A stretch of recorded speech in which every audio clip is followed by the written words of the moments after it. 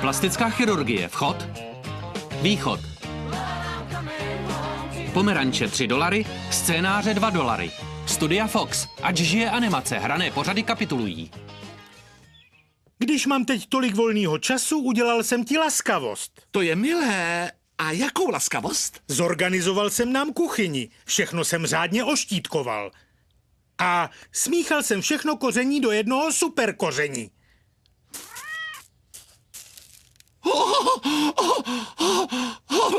Ty snad něco rozdejcháváš? Tebe! Zavřeno. Pro jednou z vlastní vůle. Roštovna. Místo, kde se všichni sjíždějí. Páni, Marč, nemůžu uvěřit, že mě sama vezeš do hospody. Víš, je to pro mě požehnání, že jsi pořád doma a ulehčuješ mi všemožně život, jak sám říkáš, a tak jsem tě za to chtěla odměnit.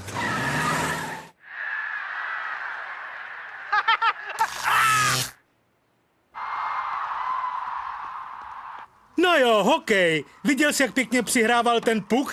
Jo. To je lacrosse, idiote. Hej, kámo, rozsoudíš nás? Který manšaft amerického fotbalu nikdy nevyhrál šampionát? Long Island Iced Tea? Měl by si do gay baru tamhle přes ulici. Jako 8letá dívka v Americe 21. století vím, jaké to je trápit se svým vzhledem, ale ty vůbec nemáš proč se stydět. Pro tvůj čich bych zabíjela. Pac dáváš silně a zpříma a když vrtíš ocáskem, celý svět se náhle rozjasní. Pojďme se klouzat.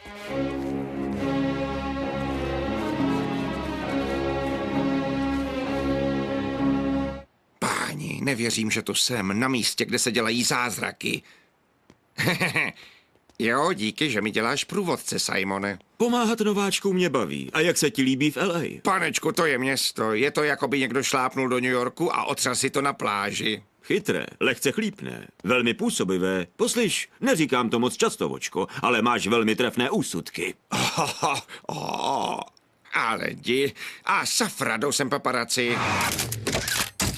Hej, ha, Simon Cowell s obludkou z Faunova labirintu.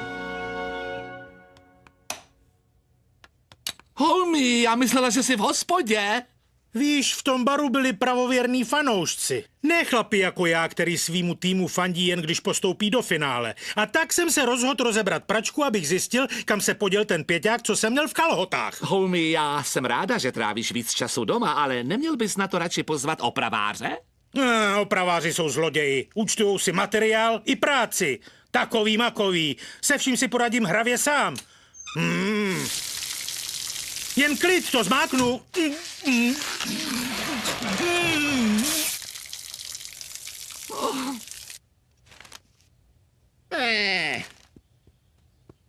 Je to peklo mít starýho pořád za zadkem, co? V pekle nemůže přestat fungovat topení. Já bych věděl o něčem, co by ho dokázalo zaměstnat a na pěkně dlouho. Viděl jsem to zafungovat na spoustu chlapů.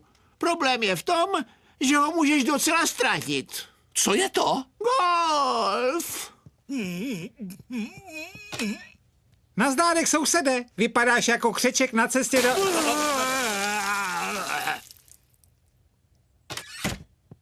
Takže golf? Jaký golf?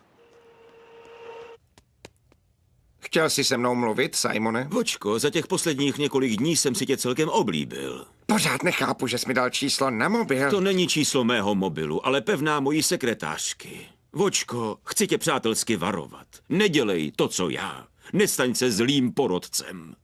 Ale tobě to přineslo všechno. Vsadím se, že papírový talíře vyhazuješ a nejíš na nich, dokud nezačne jídlo propadávat. Je to tak. Všechno, co říkáš, je pravda. Ale ta cena. Jsem tak sám. Nikdo se mnou nechce kamarádit. Všichni se bojí, že je urazím. Ale vždyť tě všechny urážíme jenom jako. Lidi to vědí, ne? Myslíš? Připravuji tvůj profil podle rozhovorů s lidmi, co jsi soudil. Ukážu ti ho. Je to největší hulvát ve městě. Mrzout. Hrubián! Vočka fuj! Říká Stu. Střihněte to tak, ať se to s něčím rýmuje. Je to... Páni, nevěřím svým očím, Simone. Simone? Byl vůbec tady? Nebo se mi to jenom zdálo? Jsem tady. Černé tričko mi umožňuje zmizet ve stínu. Jsem tu, jsem pryč. Jsem tu, jsem pryč. Jsem tu, jsem pryč. Jsem tu? Chápu, jsi fakt dobrý. Hodně štěstí,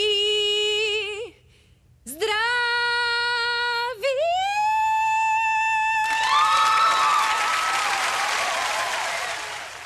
Je to tady, vočko. Teď Amerika zjistí, co si za člověka. Dobrá, Randy, co si o tom výkonu myslíš?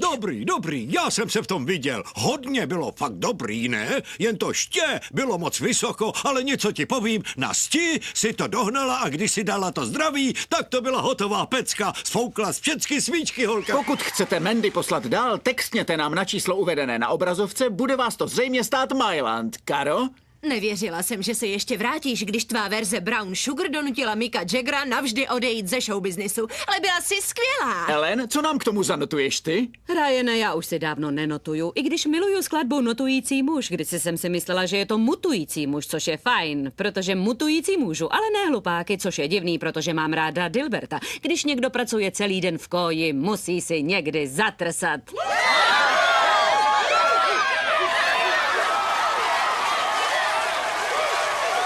Voltelího, je to moudré. A nyní verdikt nováčka. Vočko Sislak. Co k tomu říct? Nestaň se zlým porodcem. Pane Kaule, nekoupil byste si pišingry? Ochranka. Obávám se, že na tomhle pódiu ztrácíš čas, děvče. Protože ty bys měla být na Broadway a účtovat si $100 za lístek, si přirozený talent. Jsem trochu na měko, protože tvůj hlas ve mně oživil něco krásného, co jsem v sobě už dávno považoval za zdechlé. Existuje-li Bůh, pak doufám, že ti právě teď v tuto chvíli posílá svůj hlas. Byla jsi vážně úžasná.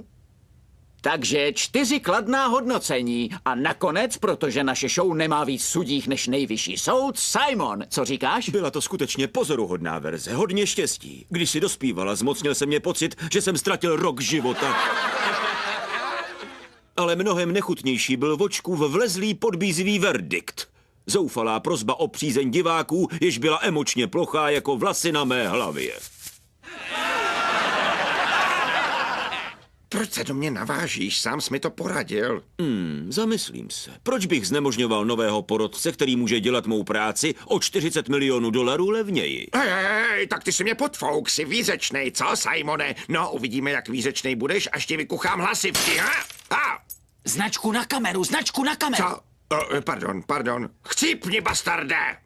Golfové hřiště. Tyčka, scorekarty, malá tuštička, hezký den. Uži si to, homie. Koukám, že mu Jimmy naordinoval 3 železo. Můj první míček byl taky 3 a už mě to nikdy nepustilo. Rodinu jsem od té doby neviděl, narozeniny, výročí, všechno jsem propásl. Jo, zrovna teď chybím na svatbě svý dcery, prej je hodnej ten její. Jeden odpal a už mě to nepustilo.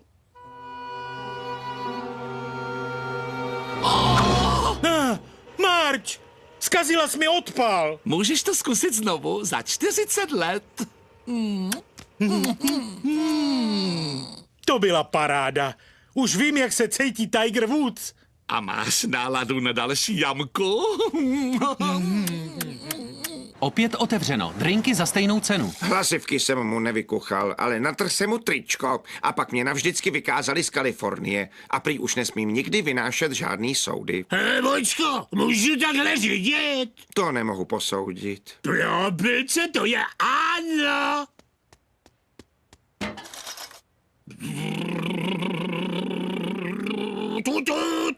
Snad nenabourá, ale má to i jednu světlou stránku, zakázali mi totiž doživotně sledovat Fox. Takže ho nemůžeš pustit ani tady?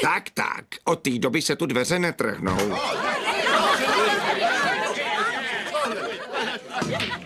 Braden, jak se vám daří, pane Murdochu? Celkem dobře, dejte tam show Jelena.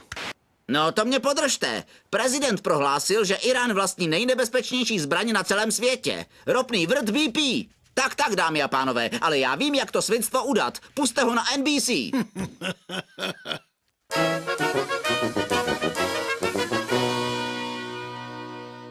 České znění připravili